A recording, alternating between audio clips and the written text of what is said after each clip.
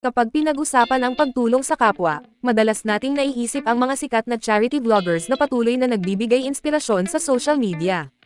Pero alam nyo ba na hindi lang sila ang nagbubuhos ng oras, pera, at lakas para makatulong?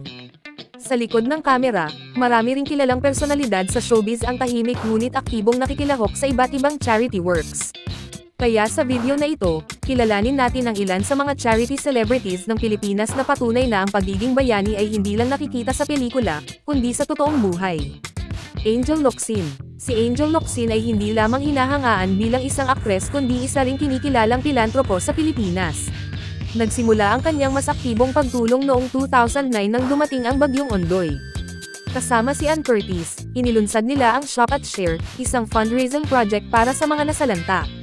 Mula noon, palagi nang naroon si Angel sa oras ng pangangailangan, mula sa mga kalamidad, sakuna, hanggang sa mga isyong panlipunan.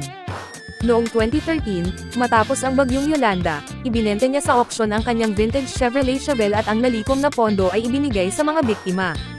Noong 2019, nagbigay siya ng 1 million pesos at personal na bumili at nag-abot ng tulong sa mga naapektuhan ng lindol sa Mindanao. Sa kasagsagan ng pandemya, sinimulan niya ang kampanyang #UnitedWeStandPH, na nakalikom ng mahigit 11 na milyong piso upang makapagbigay ng tents, PPEs, at medical supplies sa mahigit 130 ospital sa buong bansa. Ang kaibahan ni Angel sa iba ay ang kanyang pagiging hands-on. Siya mismo ang namimili ng mga relief goods, nagbabalot, nagdadala, at dumadayo sa mga apektadong lugar. Ginagamit din niya ang kanyang plataporma para hikayatin ang mga tao na magbigay ng donasyon at makiisa, kahit pa may ilang bumabatikos sa pagbabahagi niya ng kanyang mga aktibidad sa social media.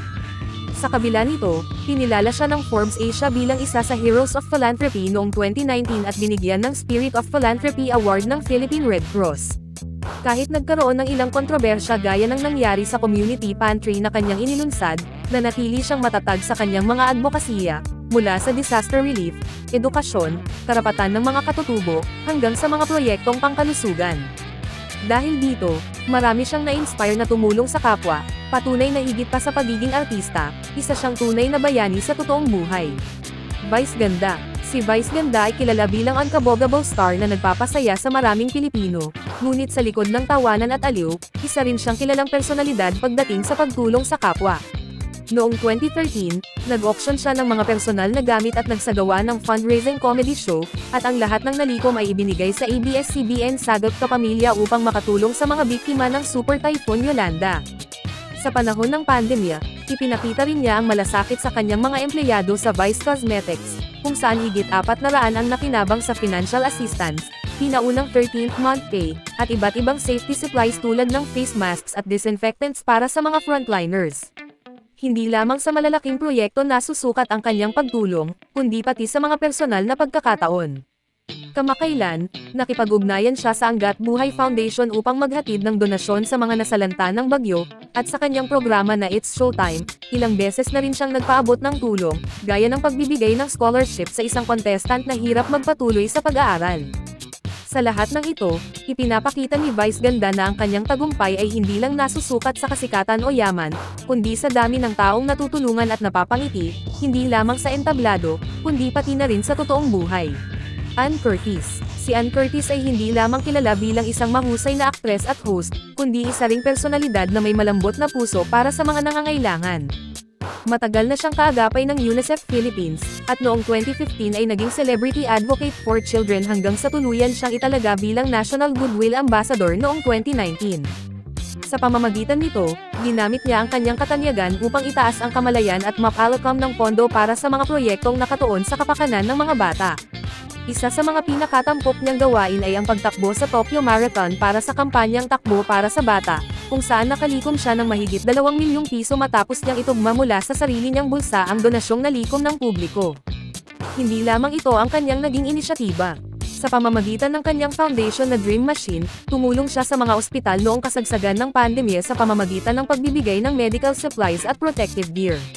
Nakipagtulungan din siya sa Cebu Pacific at UNICEF sa proyektong Change for Good, na nakalikom ng mga donasyon mula sa mga pasahero upang matugunan ang pangangailangang pangkalusugan at nutrisyon ng mga bata.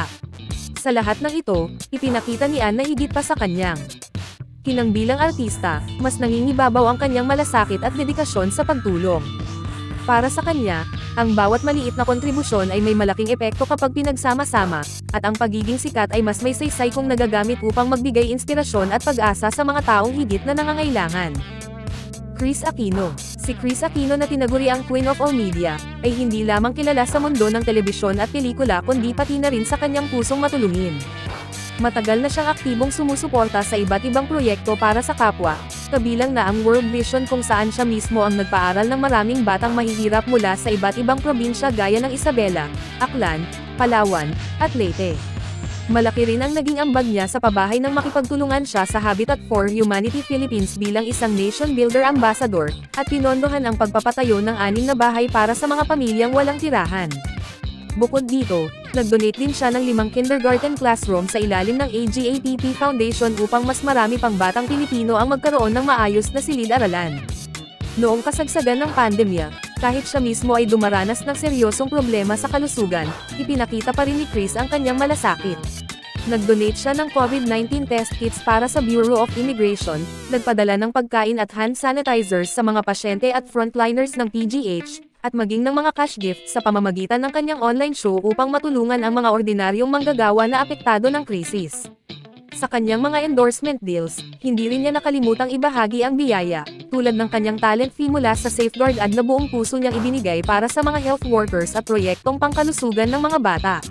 Sa lahat ng ito, ipinakita ni Kris Aquino na higit pa sa kanyang tinang bilang isang public figure, mas nangingibabaw ang kanyang malasakit at dedikasyon sa pagtulong sa kapwa.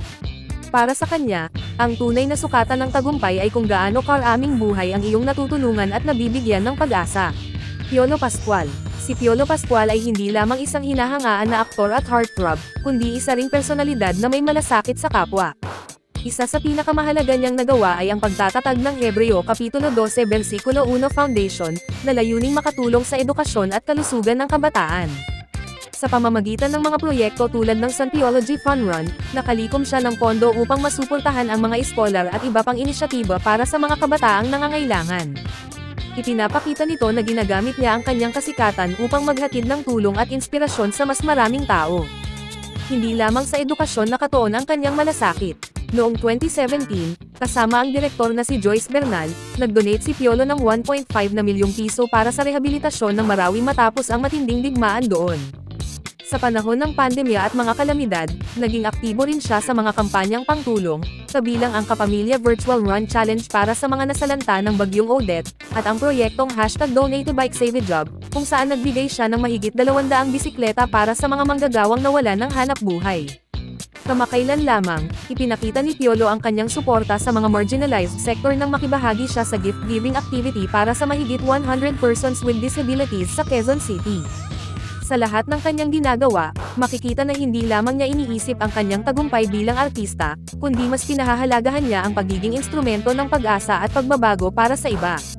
Para kay Piolo, ang tunay na halaga ng kasikatan ay ang paggamit nito upang magbigay ng tulong at mag-iwan ng positibong epekto sa lipunan. Patunay ang mga celebrity na ito na ang tunay na kasikatan ay nasusukat hindi lang sa dami ng tagahanga, kundi sa dami ng taong natutulungan. Sana'y magsilbi silang inspirasyon para lahat tayo ay magbigay, sa maliit man o malaking paraan.